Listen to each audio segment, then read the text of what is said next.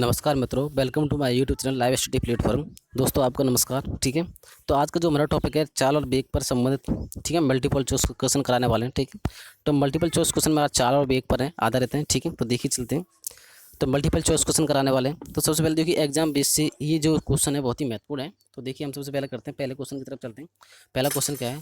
पहला क्वेश्चन है कि ए पूर्व दिशा की ओर 50 मीटर प्रति सेकंड के वेग से जा रहा है और बी भी उसी दिशा में 40 मीटर प्रति सेकंड के वेग से जा रहा है। तो ए का बी के आधार पर सापेक्ष वेग क्या है? ठीक है, जब दोनों क्या जा रहे हैं, ए भी इसी दिशा में जा रहा है और बी भी इसी दिशा में जा रहा है, तो जो सापेक्ष वेग होता है उन दोनों का अंतर होता है। ठीक है, जो सापेक्ष वेग होता है वो क्या होता है? उन दोनों का अंतर होता है। ठीक है, तो उन दोनों का अंतर क्या होता है? ए माइनस बी। ठीक है, तो यानी ए का वेग कितना है? 50 है। ए का वेग कितना है? 50 है। और बी कितना है? 40। तो उन दोनों का अंतर कितना हो जाएगा?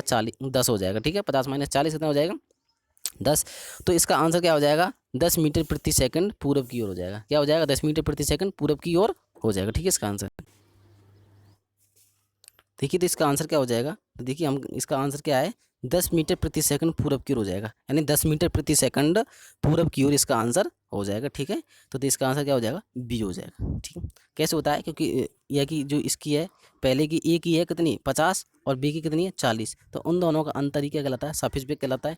तो देखिए सापेक्ष वेग क्या होगा, यानी सापेक्ष जो चाल है, सापेक्ष चाल होगी 50 माइनस 40 बराबर 10 मीटर प्रति सेकंड हो जाएगा। कब? जब दोनों एक ही दिशा में होते हैं तो अंतर होता है। जब दोनों विपरीत दिशा में होते हैं तो उनका क्या होता है? हम जोड़ करते हैं। क्या करते हैं? जोड़ करते हैं। ठीक है, अब दोनों क्या होते हैं? अलग अलग दिशा में होते हैं तो उनका हम क्या करते हैं? सापेक्ष वेग में जोड़ते हैं। जब एक ही दिशा में होते हैं तो उनका क्या करते हैं? हम माइनस करते हैं, यानी कट ऑफ करते हैं। ठीक है, नेक्स्ट क्वेश्चन है कि इकाई समान होती है। कौन सी इकाई समान होती है? वेग और त्वरण की इकाई समान होती है? नहीं। क्यों? वेग क्या होता है? मीटर प्रति सेकंड, और त्वरण क्या होता है? मीटर प्रति सेकंड स्क्वायर होता है, तो ये नहीं है। ठीक है, वेग और दूरी, वेग मीटर प्रति सेकंड होता है, दूरी क्या होता है? मीटर, तो ये भी इकाई समान नहीं है। दूरी मीटर है, त्वरण मीटर प्रति सेकंड स्क्वायर है, तो ये भी समान नहीं है। तो वेग और चाल ये दोनों इकाई क्या है? समान है। मीटर प्रति सेकंड, भी मीटर प्रति सेकंड होता है। ठीक है, तो दोनों की इकाई मीटर प्रति सेकंड या किलोमीटर प्रति हावर, तो इसका क्या हो जाएगा? आंसर डी हो जाएगा। क्या आंसर हो जाएगा? डी आंसर हो जाएगा। ठीक है, उसके बाद चलते हैं, जब कोई वस्तु आसपास की वस्तुओं की अपेक्षा अपना स्थान बदले तो उसी का कहते हैं। जब कोई वस्तु है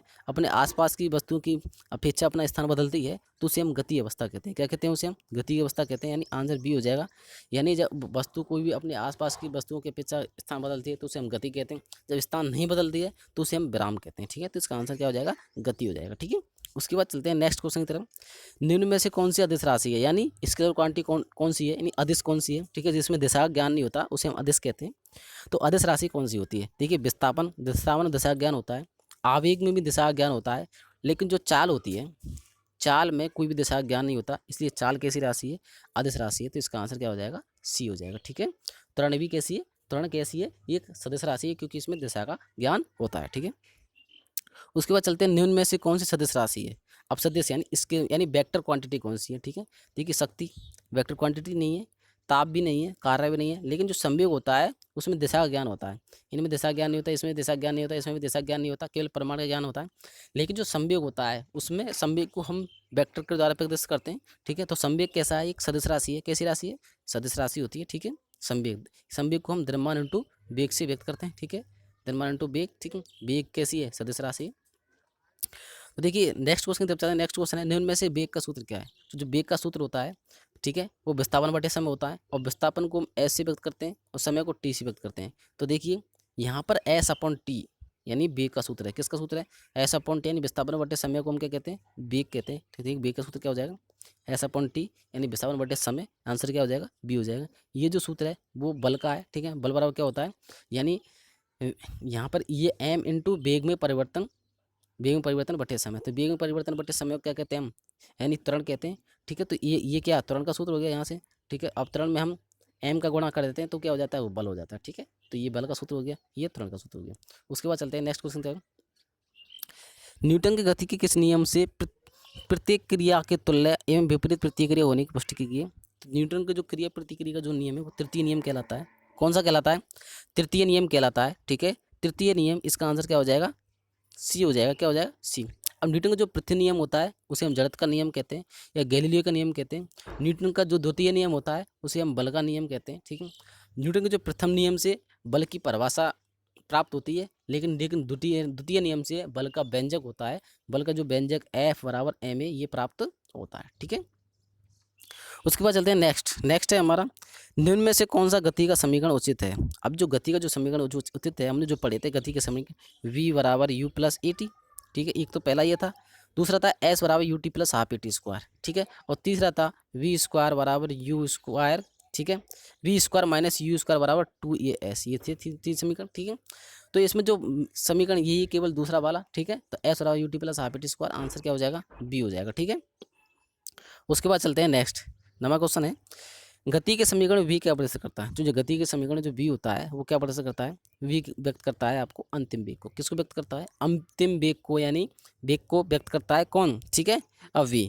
और u जो व्यक्त करता है वो प्रारंभिक वेग को व्यक्त करता है, और e त्वरण को व्यक्त करता है। ठीक है, तो देखिए आंसर क्या हो जाएगा इसका, अंतिम वेग को क्या क्या व्यक्त करता है, v। ठीक है, तो आंसर b हो जाएगा। उसके बाद चलते हैं, गुरुत्वाकर्षण बल के कारण पृथ्वी से ऊपर की ओर फेंकते समय गति के समीकरण को पहचानिए। ठीक है, जब हम पृथ्वी से ऊपर की ओर वस्तु को फेंकते हैं तो जी होता है, जो गुरुत्वीय त्वरण होता है, जो उसका मान क्या आता है, माइनस जी आता है। तो इसके आधार पर देखते हैं, तो देखिए V square minus U square बराबर -2GS। -2GS क्यों आएगा, क्योंकि वस्तु ऊपर की ओर जा रही है तो जी का मान माइनस आता है।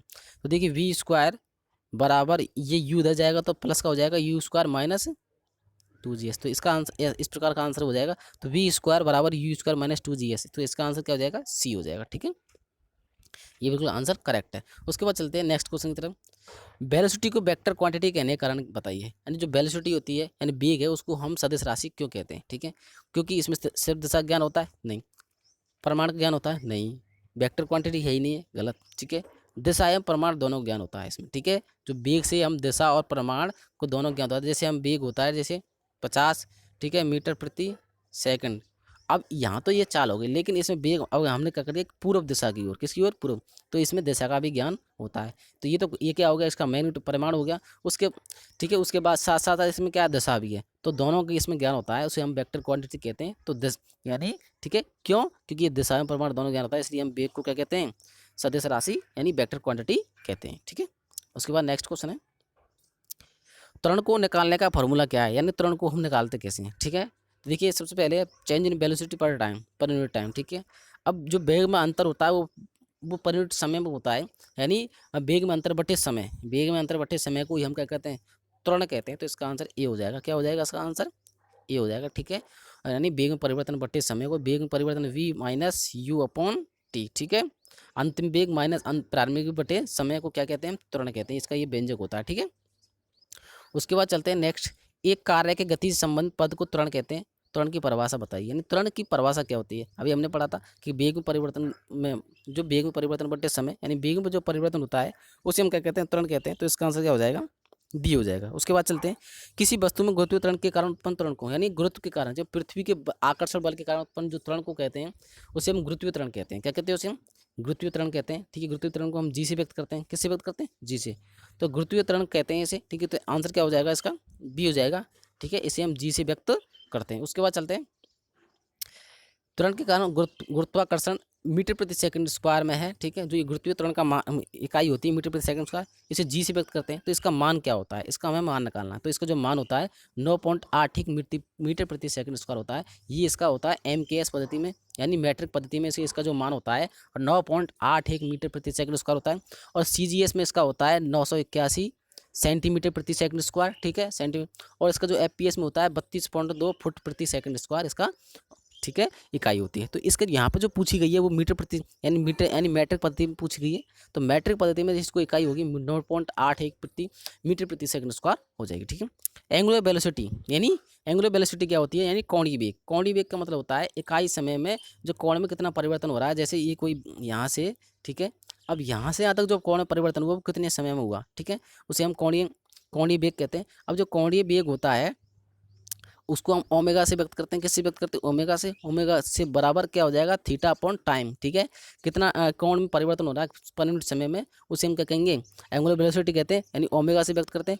और इसको हम कोण को नापते हैं किस में, रेडियन में, और समय को सेकंड में। तो इसका रेडियन पर सेकंड इसका इकाई हो जाएगी। क्या हो जाएगी, रेडियन प्रति सेकंड इसकी क्या हो जाएगी, इकाई हो जाएगी। तो आंसर क्या हो जाएगा, बी हो जाएगा। ठीक है, उसके बाद चलते हैं नेक्स्ट क्वेश्चन की तरफ, न्यूटन की गति का तृतीय नियम लिखो। हमने पढ़ा था न्यूटन का जो तृतीय नियम होता है वो क्रिया बराबर प्रतिक्रिया के बराबर होता है, ठीक है। क्रिया बराबर प्रतिक्रिया, यानी क्रिया प्रतिक्रिया का जो नियम होता है उसे हम न्यूटन का तृतीय नियम कहते हैं। तो इसमें आंसर क्या हो जाएगा, ए हो जाएगा। क्या हो जाएगा इसका आंसर, ए हो जाएगा, ठीक है। उसके बाद चलते हैं, जड़त्व का नियम न्यूटन का कौन सा नियम है। जो जड़त्व का नियम है या गैलीलियो का नियम है या बल की जो परिभाषा देने वाला जो नियम है वो कौन सा होता है, प्रथम नियम होता है। कौन सा होता है, प्रथम नियम। तो इसका आंसर क्या हो जाएगा, ए हो जाएगा। कौन सा हो जाएगा, ए हो जाएगा। तो जो बल की परिभाषा देने वाला जो नियम है वो कौन सा है, ई है, ठीक है। तो इसका आंसर कौन सा है, यानी न्यूटन का जो जड़त्व का नियम है, यानी जड़त्व का जो नियम है न्यूटन का, वो प्रथम नियम कहलाता है, ठीक है। जो द्वितीय नियम होता है उसे हम बल का नियम कहते हैं, तृतीय नियम को हम क्रिया प्रतिक्रिया का नियम कहते हैं। उसके बाद चलते हैं नेक्स्ट, एक बॉडी की गति से संबंधित पद त्वरण है। त्वरण की परिभाषा लिखिए। तो अब देखिए ये इसमें थोड़ा सा केवल भाषा में चेंजेस कोशिश है, ठीक है। तो पहले क्वेश्चन की तरह ये सेम। तो देखिए वेग में परिवर्तन की दर, वेग में परिवर्तन की दर यानी वेग में जो परिवर्तन पर यूनिट समय में हो रहा, दर यानी समय में, यानी समय में, यानी जो वेग में परिवर्तन की दर होती है उसे हम क्या कहते हैं, उसे हम त्वरण कहते हैं। क्या कहते हैं, त्वरण कहते हैं। तो वेग में परिवर्तन की दर क्या कहलाती है, त्वरण कहलाती है, ठीक है। इसका आंसर क्या हो जाएगा, सी हो जाएगा। उसके बाद चलते हैं नेक्स्ट क्वेश्चन की तरफ। न्यूटन के किस नियम अनुसार क्रिया प्रतिक्रिया समान एवं विपरीत होती है। तो ये न्यूटन का तृतीय नियम होता है। कौन सा होता है, न्यूटन का तृतीय नियम होता है। तो इसका आंसर क्या हो जाएगा, सी हो जाएगा, ठीक है। उसके बाद चलते हैं नेक्स्ट क्वेश्चन की तरफ।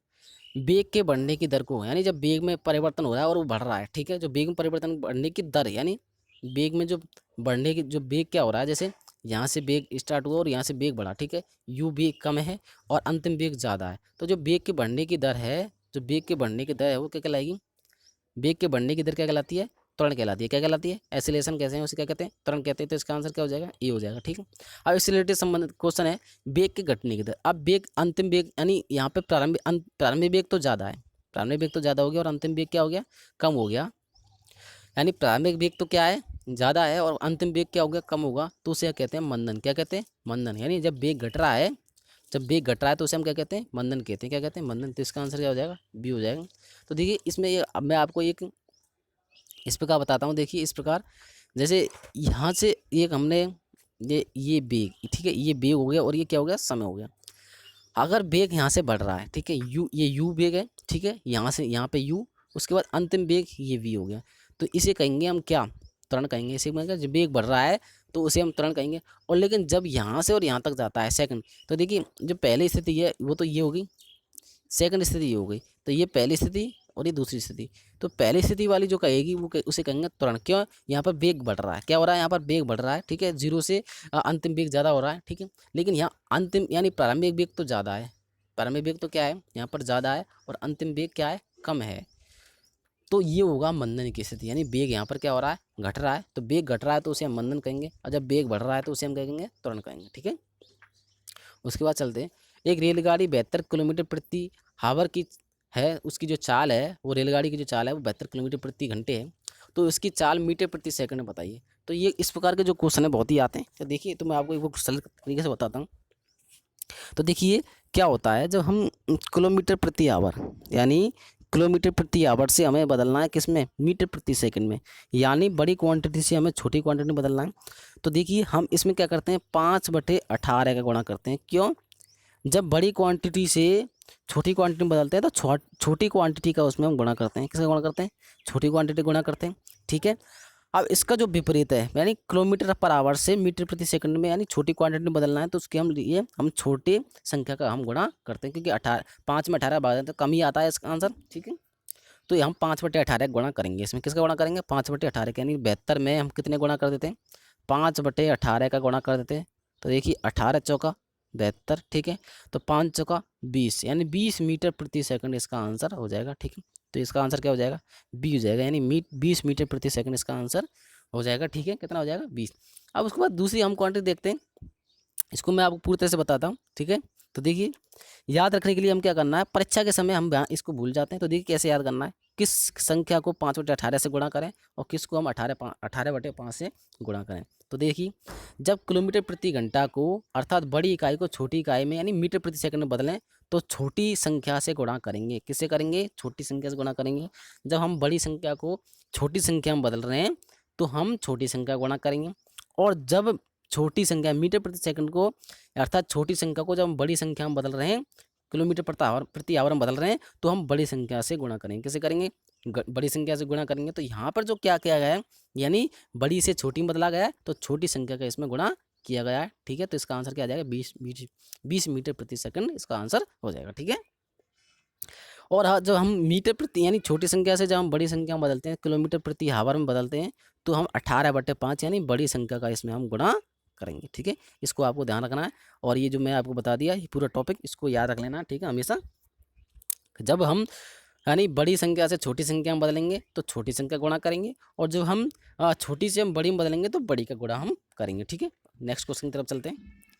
एक 10 किलोग्राम के द्रव्यमान पर 2 न्यूटन बल कार्यरत है, यानी 10 किलोग्राम का एम है, कितना है, 10 किलोग्राम है, ठीक है। और जो उस पर बल लग रहा है वो कितना लग रहा है, 2 न्यूटन लग रहा है, 2 न्यूटन लग रहा है, ठीक है। तो उसके कारण उत्पन्न त्वरण, बल के कारण उत्पन्न त्वरण का निकालना है, ये निकालना है, ठीक है। तो हम देखिए जानते हैं कि हमारा जो सूत्र है F बराबर क्या होता है, एम ए होता है, क्या होता है, F बराबर एम ए होता है, ठीक है। अब देखिए F का मान कितना दे रखा है, यहाँ पे 2 दे रखा है, और M का मान कितना दे रखा है, यहाँ पर 10 दे रखा है, और ए यहाँ पे निकालना है, ठीक है। तो इस प्रकार अगर हम देखते हैं तो देखिए ए अगर हमें निकालना है यहाँ से, तो ए बराबर हो जाएगा 2 में भाग कितना का चला जाएगा, 10 का, ठीक है। 2 में कितने का भाग चला जाएगा, 10 का भाग चला जाएगा, ठीक है। 2 में 10 का भाग देंगे तो कितना आता है इसका आंसर, तो ठीक है 2 में 10 का, अगर हम 2 में 10 का भाग देंगे तो इसका आंसर हो जाएगा 0.2 मीटर प्रति सेकंड स्क्वायर। तो इसका आंसर क्या हो जाएगा, ए हो जाएगा, ठीक है। अब इसकी इकाई के बारे में देखते हैं कि इकाई के बारे में अगर हम देखें तो क्या होता है, देखिए यानी ये जो यहाँ पर जो 2 है वो न्यूटन है, तो न्यूटन को हम किलोग्राम मीटर प्रति सेकंड स्क्वायर, ठीक है, और बटे, ठीक है। अब ये जो यहाँ पर 10 क्या है, किलोग्राम में, इसको किलोग्राम में, ठीक है। तो किलोग्राम से तो किलोग्राम कट गया इसमें, तो क्या बचेगा, मीटर प्रति सेकंड स्क्वायर। तो इसका तुरंत क्या आएगा, 0.2 मीटर प्रति सेकंड स्क्वायर इसका आंसर हो जाएगा, ठीक है। तो निकालते कैसे हैं हम, 2 में कितने के भाग हैं, यानी जो हम ए निकालेंगे तो F अपॉन क्या हो जाएगा, एम हो जाएगा, और F का मान 2 न्यूटन है, ठीक है। और उसमें हम कितने भाग दे रहे हैं, 10 का भाग दे रहे हैं, तो इसका आंसर कितना आ जाएगा, 0.2 मीटर प्रति सेकंड स्क्वायर हो जाएगा, ठीक है। उसके बाद चल देखिए इसको यहाँ पर ये हल करके बताया गया है, 2 न्यूटन बराबर 2 किलोग्राम मीटर प्रति सेकंड स्क्वायर हो जाएगा, ठीक है। बल बराबर क्या होता है, द्रव्यमान इंटू त्वरण, F बराबर एम ए होता है, ठीक है। यहाँ पर ये बताया गया है F बराबर एम ए, ठीक है। तो बल का मान 2 है, एम का मान 10 है, और त्वरण का मान निकालना है, तो त्वरण बराबर क्या हो जाएगा, 2/10 बराबर 0.2 मीटर प्रति सेकंड स्क्वायर इसका आंसर हो जाएगा, ठीक है। तो इस प्रकार ये इसका आंसर होता है। उसके बाद चलते हैं नेक्स्ट क्वेश्चन की तरफ। अगर 5 किलोग्राम वस्तु का मास यानी द्रव्यमान कितना उत्पन्न करता है, वस्तु का मास उत्पन्न करता है 2 मीटर प्रति सेकंड का त्वरण, ठीक है। अगर कोई एम बराबर 5 किलोग्राम की कोई वस्तु है, और वो त्वरण कितना उत्पन्न कर रही है, जो एक कितना उत्पन्न कर रही है, यानी त्वरण कितना उत्पन्न कर रही है, 2 मीटर प्रति सेकंड स्क्वायर उत्पन्न कर रही है, ठीक है। 5 किलोग्राम की जो वस्तु है वो आपका त्वरण उत्पन्न कितना कर रही है, 2 मीटर प्रति सेकंड स्क्वायर। तो बल का मान निकालना है, तो देखिए सिंपल सूत्र है, F बराबर एम ए, ठीक है। F का मान निकालना है, M का मान यहाँ पर 2 कितना 5 है, और A का मान यहाँ पर 2 है, ठीक है। तो ये कितना हो जाएगा, 10 हो जाएगा। लेकिन किलोग्राम मीटर प्रति सेकंड स्क्वायर को हम क्या कहते हैं, न्यूटन कहते हैं, ठीक है। क्या कहते हैं, न्यूटन। तो इसका आंसर क्या हो जाएगा, 10 न्यूटन हो जाएगा। क्या हो जाएगा इसका आंसर, 10 न्यूटन हो जाएगा, ठीक है। तो इसका आंसर क्या हो जाएगा, सी हो जाएगा, यानी 2 × 5, ठीक है, बराबर क्या हो जाएगा, ये F हो जाएगा, क्योंकि ये एम, ये हो जाएगा एम ए, और ये हो जाएगा एम, ठीक है। तो एम ए बराबर होता है F होता है, ठीक है। बल बराबर द्रव्यमान इंटू त्वरण होता है, ठीक है। तो F बराबर एम ए, ये सूत्र हम पढ़ते ही हैं, ठीक है। तो इसका आंसर क्या हो जाएगा, 10 न्यूटन हो जाएगा, ठीक है। देखिए दोस्तों, आज हमने कुछ महत्वपूर्ण क्वेश्चन किए थे वेग और चाल पर आधारित। अब मैं आपको नेक्स्ट में कुछ प्रीवियस क्वेश्चन जो पिछले परीक्षाओं में आ चुके उनको हम कराएंगे। तो दोस्तों, अगर आपको मेरी वीडियो अच्छे से पसंद आ रही है तो अपने दोस्तों में लाइक, शेयर एंड सब्सक्राइब जरूर करें, ठीक है। ओके, ठीक है, धन्यवाद, धन्यवाद, ओके।